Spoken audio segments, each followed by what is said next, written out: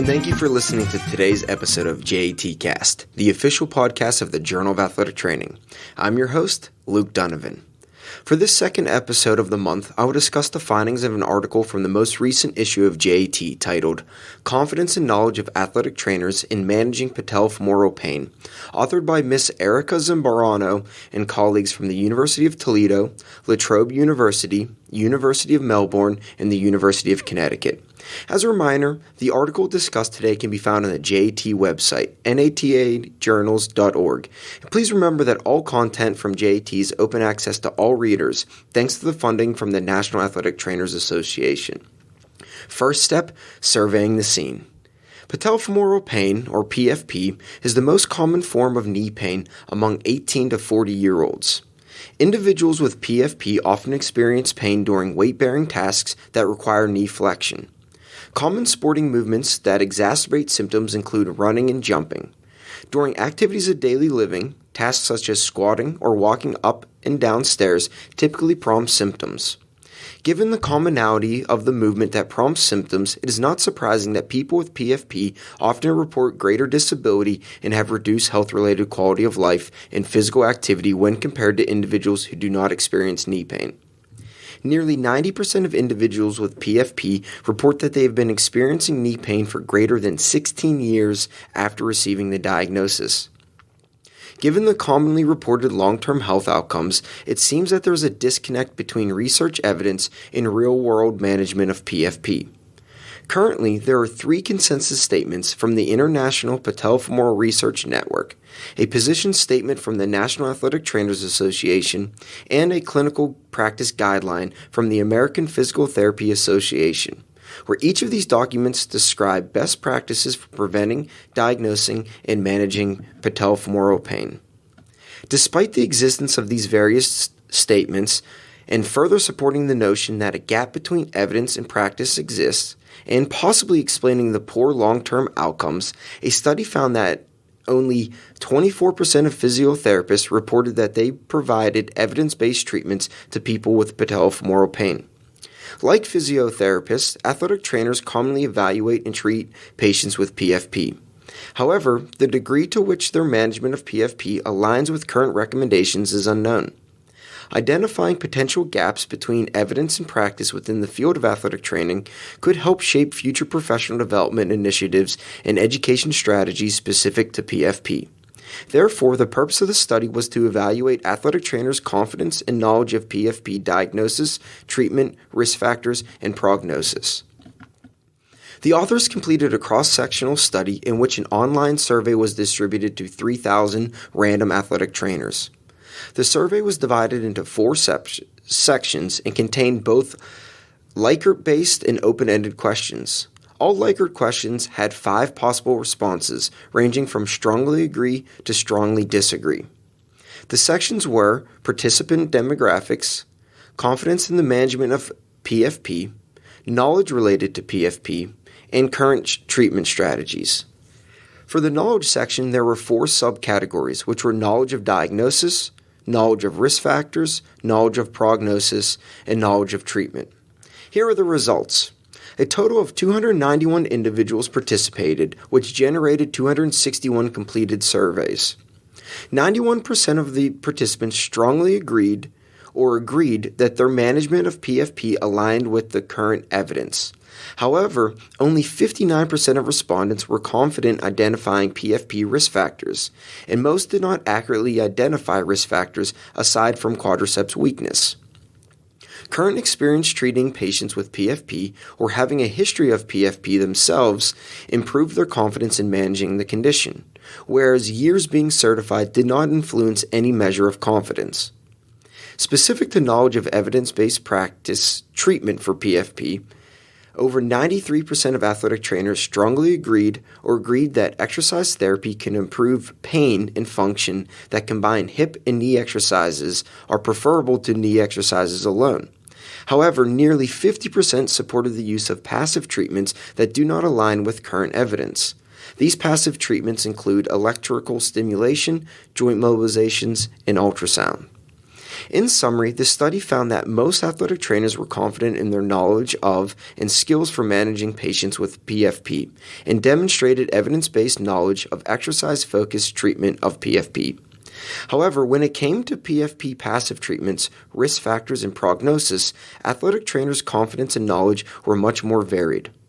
Some of the discrepancies between treatment versus risk factors could have resulted from hip strengthening exercises being recommended to improve pain and function, which may have led athletic trainers to believe that hip strength is also an associated risk factor for PFP, where in reality, among the general population, hip strength was not prospectively been shown to predict individuals who may develop PFP. These findings of this study do indicate a need for further education to better align athletic trainers' knowledge with the current evidence related to PFP.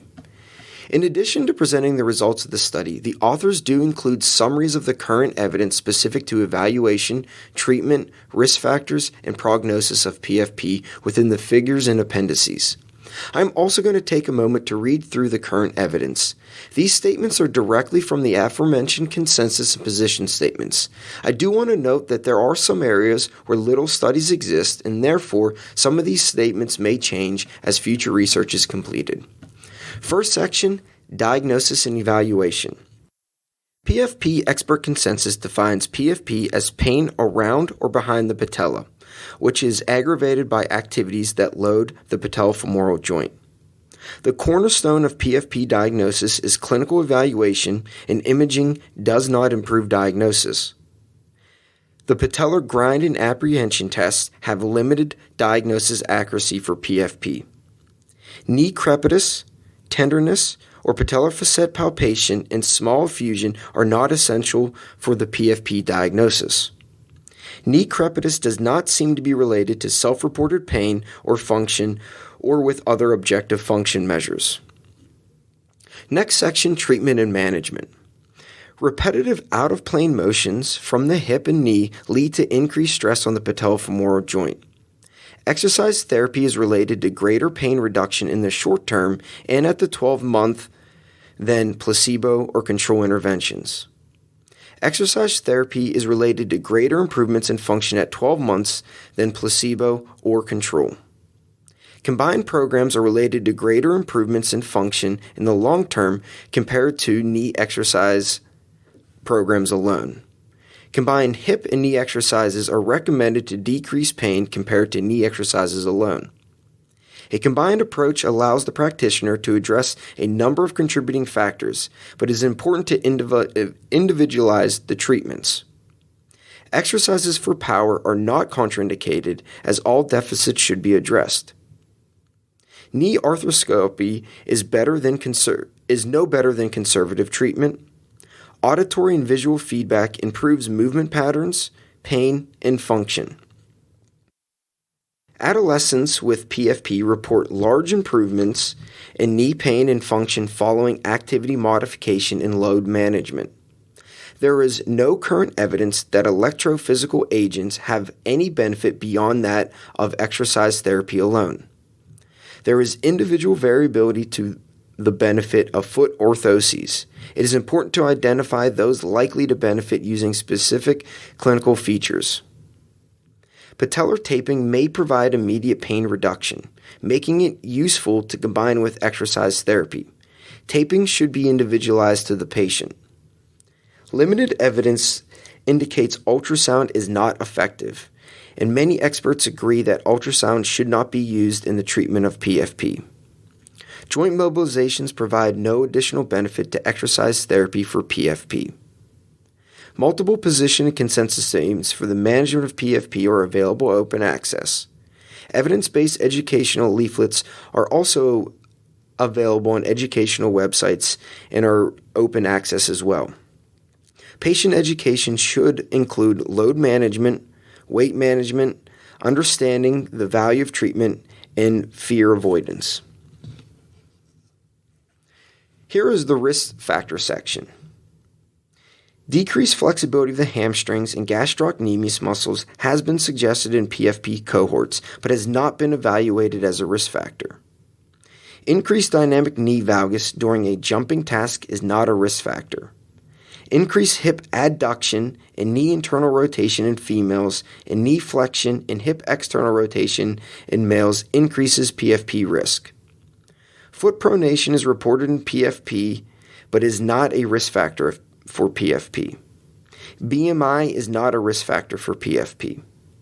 Isometric hip abduction is not a PFP risk factor in the general population. However, greater hip abduction strength is a PFP risk factor in adolescents. Isokinetic quadricep weakness is a risk factor, but isometric quadricep weakness is not a PFP risk factor. Q angle is not a risk factor for PFP.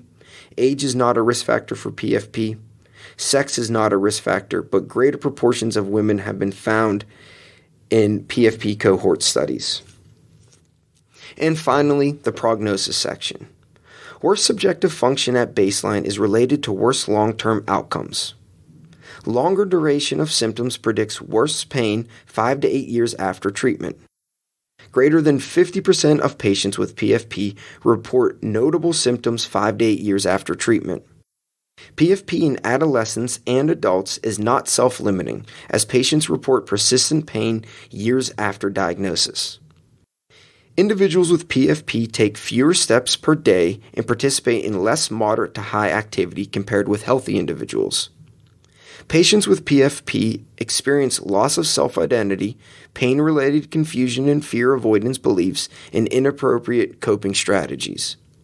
Structural abnormalities found using imaging are not associated with PFP in most cases. Older adults may show features of osteoarthritis. Surgical intervention may be necessary, but should only be considered after conservative treatment. Well, that's it for today's JATCast. Please remember to rate and subscribe to the podcast, which is available on iTunes, Google Play, Spotify, YouTube, and Stitcher. You can find out more information about upcoming podcasts and other JAT events on our Twitter, Facebook, and Instagram accounts at JAT_NATA. Thank you for listening and keep a lookout for next month's JATcast.